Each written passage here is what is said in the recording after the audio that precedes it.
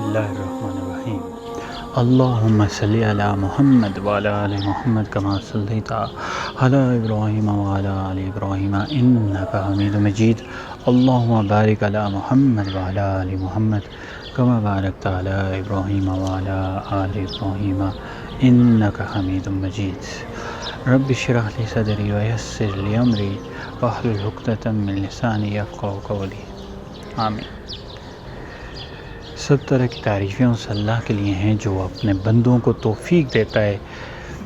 ان خطا کار بندوں کو، ان گناہ گار بندوں کو توفیق دیتا ہے کہ وہ اللہ کے در پر آئیں اور آ کر معافی مانگیں،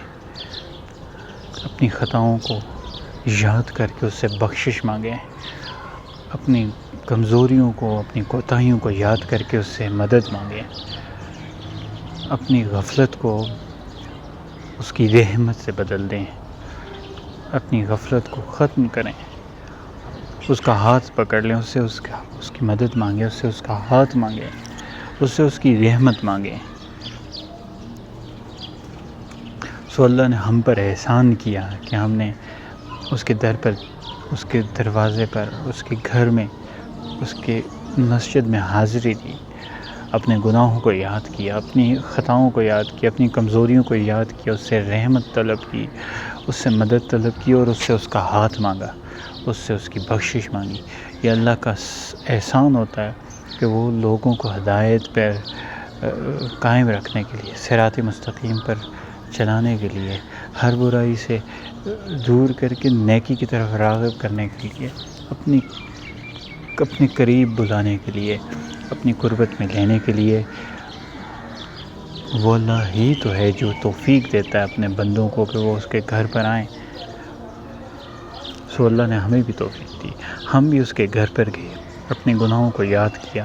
اپنی خطاؤں کو، اپنی کمیوں کو، اپنی کوتاہیوں کو، اپنی غفلتوں کو یاد کیا،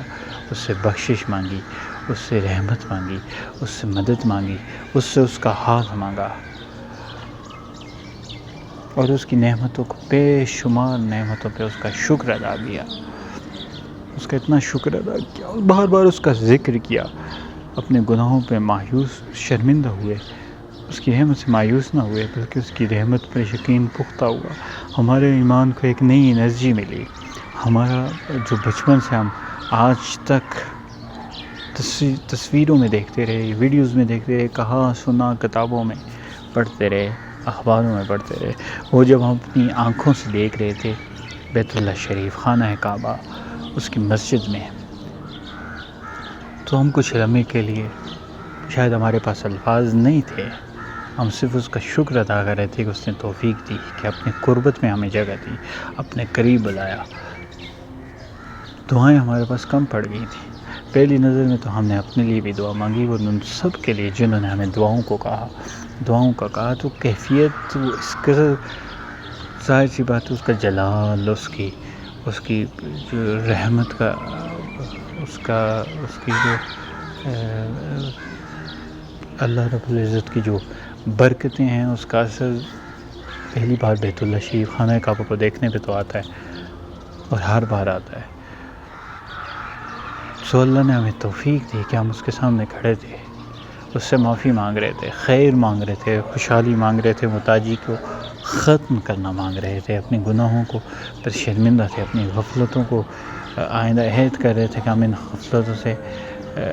بچنے کی کوشش کریں گے، ہوشیار رہیں گے، شیطان سے اللہ کی پناہ مانگیں گے اور اپنی عبادت میں کوتاہیوں کو دور کریں گے۔ وہاں تو جا کر جیسے گویا ہر بھولا ہوا سبق ہمیں یاد آ گیا تھا، ہماری اس زبان کی گرہ کھل گئی، ہمارے سینے کشادہ ہو گئے، اس کی رحمت ہے۔ ہاں، ہم دنیا کے شر سے بہت ڈرتے ہیں، لیکن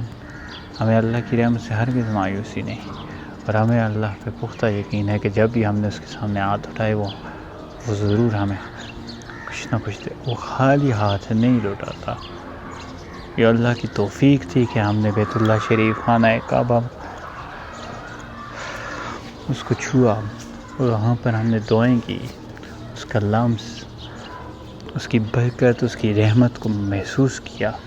اپنے سینوں میں ڈالا، اپنے سروں پر اس کی رحمت کا سایہ محسوس کیا، اس کی قربت حاصل کی، اس کے سامنے اپنی خطاؤں کا اعتراف کیا، اور پھر اس سے مانگتے مانگتے اس کے بہت قریب ہو گئے۔ پھر ایک دن ہمیں یقین ہوا کہ اللہ نے ہمارے گناہوں کو بخش دیا۔ وَلَسَوْفَ يُعْطِيكَ رَبُّكَ فَتَرْضَىٰ